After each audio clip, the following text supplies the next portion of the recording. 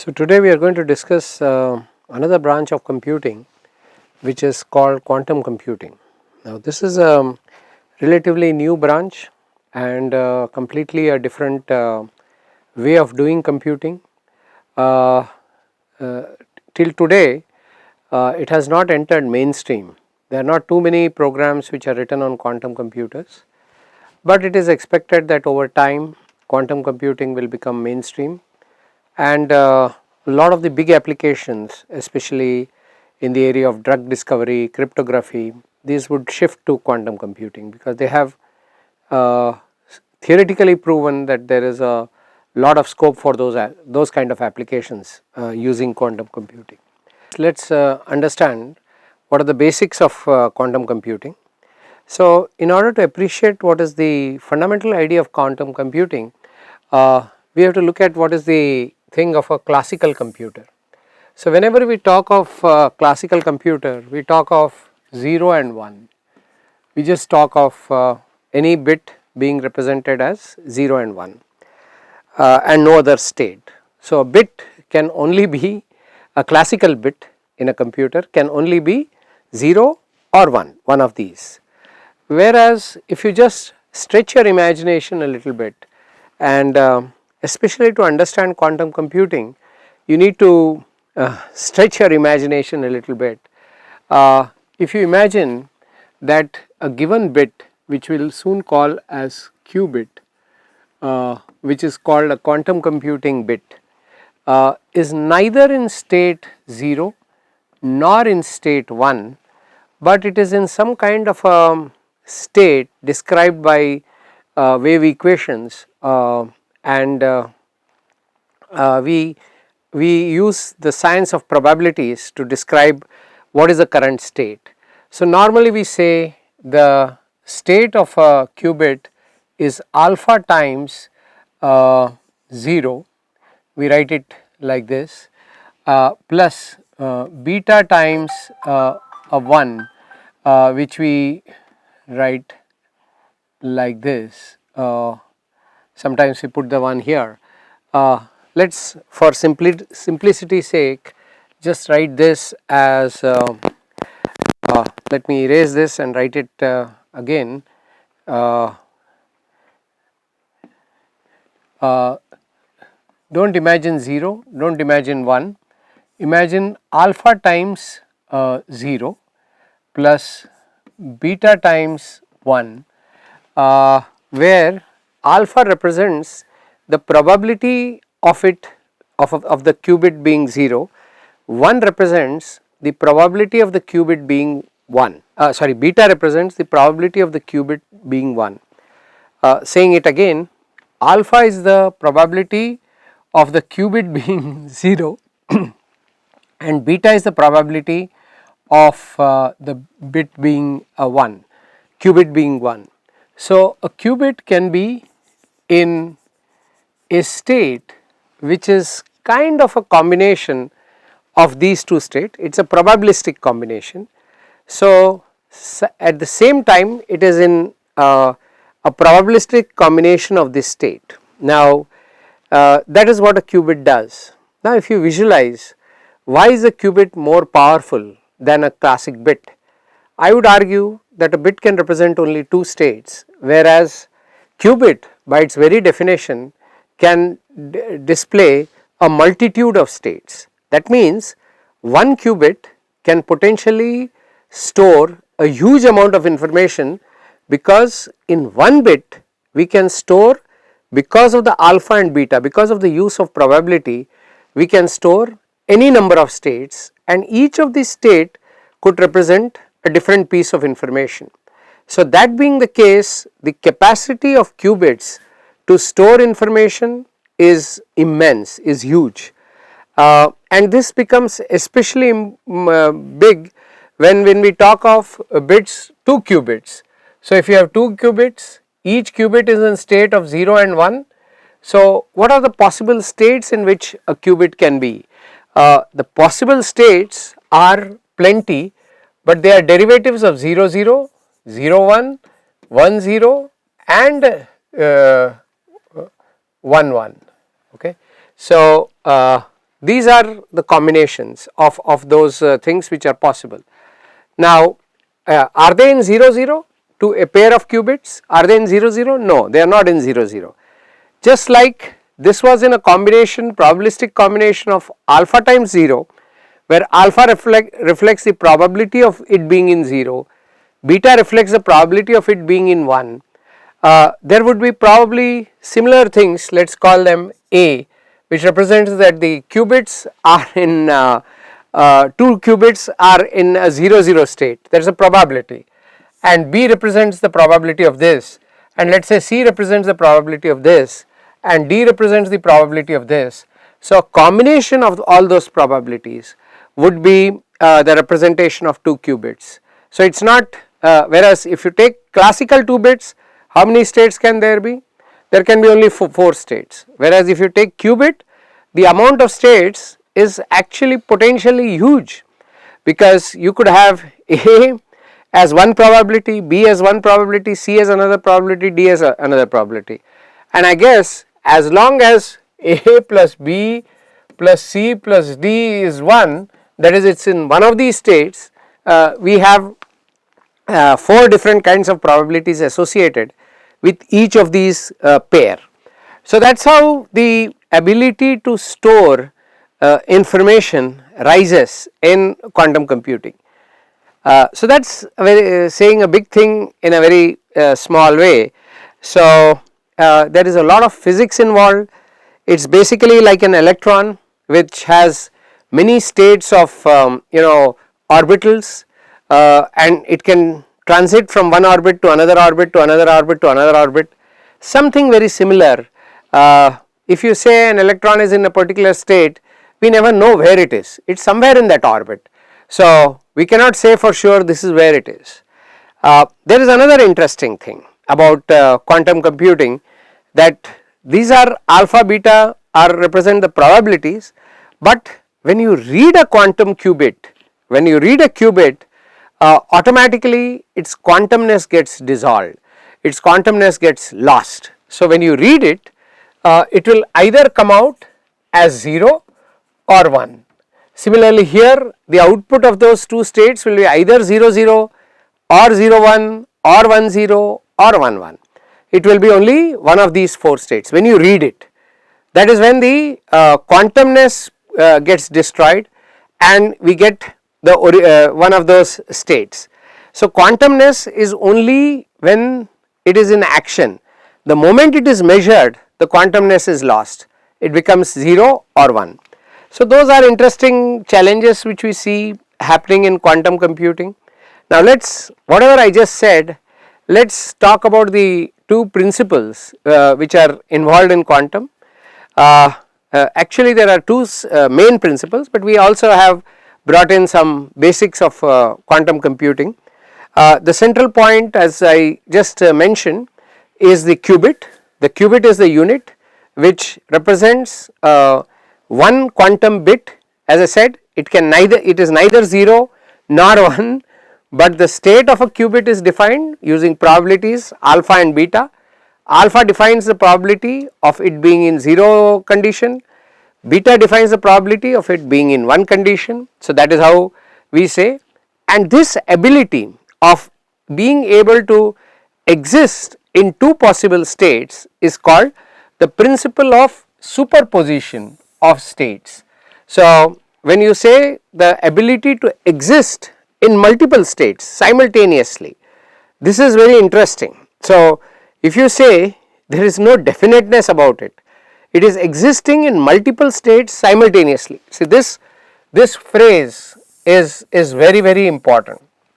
So simultaneously it is in multiple states. If you ask which state it is in, the moment you measure it, it becomes either 0 or 1, but when it is existing, its state is neither 0 nor 1, but somewhere in between, defined by alpha and beta.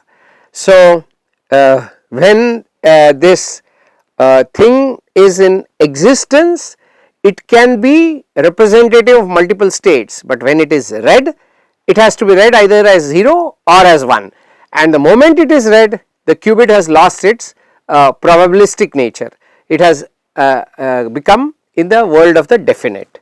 So that has to be kept in mind, and if you can exploit this in between state well, you can have massively parallel computing.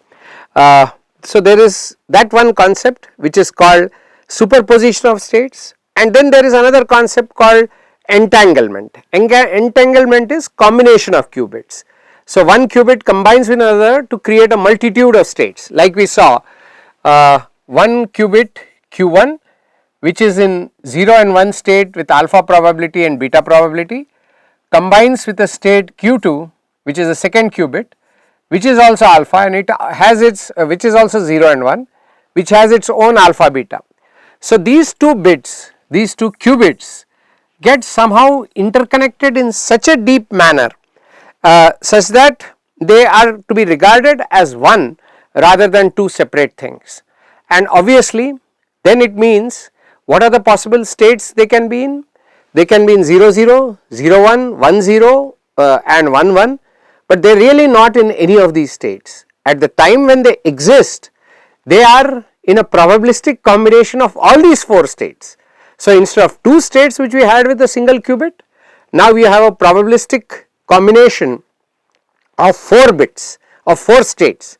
If you have 3, you have a probabilistic combination of 8 states. So simultaneously the combination is existing in 8 states. 3 qubits can exist in 8 states simultaneously, and when they are read, the probability is destroyed and they become either 0 0 1 or 1 0 0 or whatever. So the trick is that we have to manipulate them when they exist and not when they are measured. When they are measured, they lose it.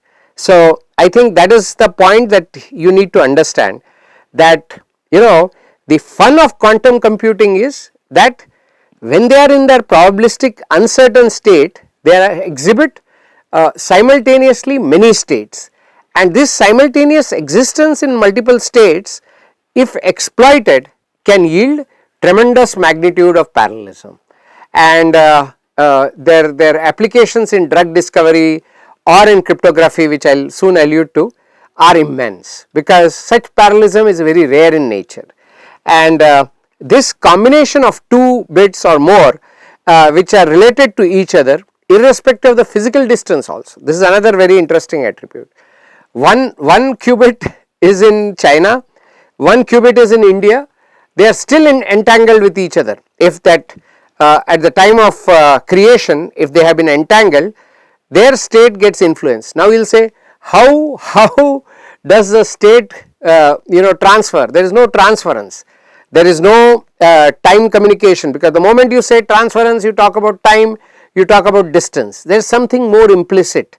So your human mind also has to think in many different ways. How is it that a qubit which is kept in India and a qubit which is in China, if they have been entangled, how is it that they are so dependent on each other?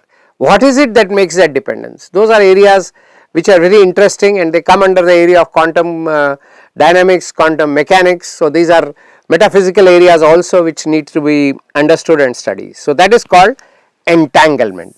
So normally when we talk about quantum computing, we talk about this multiple states in execution, but we basically talk about superposition. This is one central idea, and the second central idea is entanglement.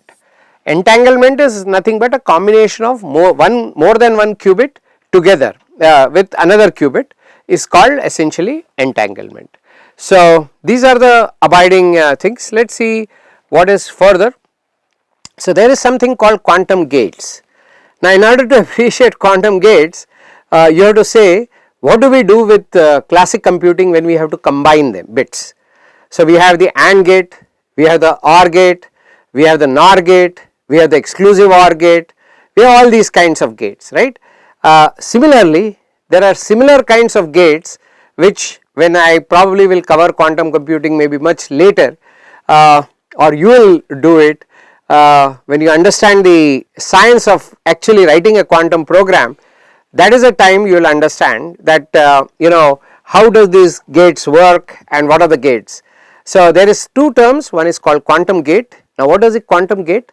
Just like a NOT gate kind of reverses the classic bit, and an AND gate kind of combines two bits, or likewise an OR gate. Similarly, there are gates in quantum computing.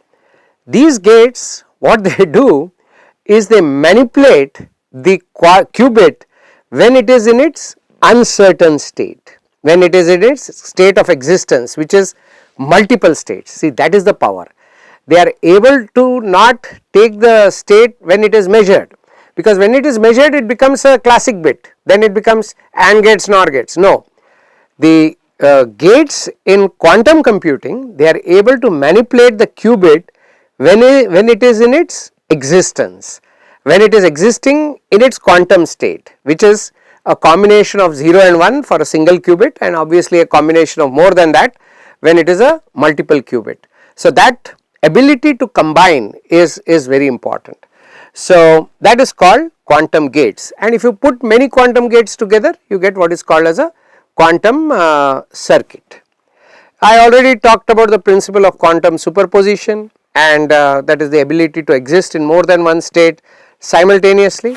So let us go further and understand what is there is something called quantum parallelism, which obviously is exploiting of the quantum state when it is still in that superposed state, when it is still entangled with something else, exploiting that state. The advantages of quantum computing, I think it is technology which is maturing. Right now there are primarily, when we talk of quantum computing, we talk of two kinds of problems which we can solve. One kind of problem, I think it is mentioned, is a factorization problem, prime factorization actually. There is an algorithm called Shor's algorithm, which is an algorithm of how to factorize a number in its prime factors, a large number creating its prime factors. Now you will say, hey, what is so important about it? Well, if you analyze that further, its source lies in cryptography. In cryptography we have what is called as RSA cryptography, which is the asymmetric cryptography. In that there is a concept of public key and private key, and the way the public key is designed, or the private key to public key relation, is that the private key happens to be one of the prime factor of the public key. I mean, not directly, but there is this kind of a relation between the private key and the public key, that there is some kind of a prime relationship.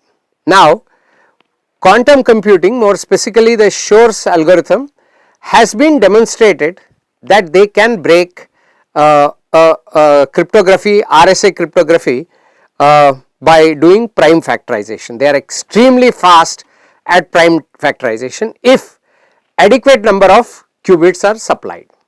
If a certain number of qubits are supplied, it can break any RSA, which means technically it can break any public key in the world, which could be catastrophic, because today most of the cryptography or encryption that we have done, public key, private key encryption, or what we call the public key infrastructure, that is all based on the RSA algorithm.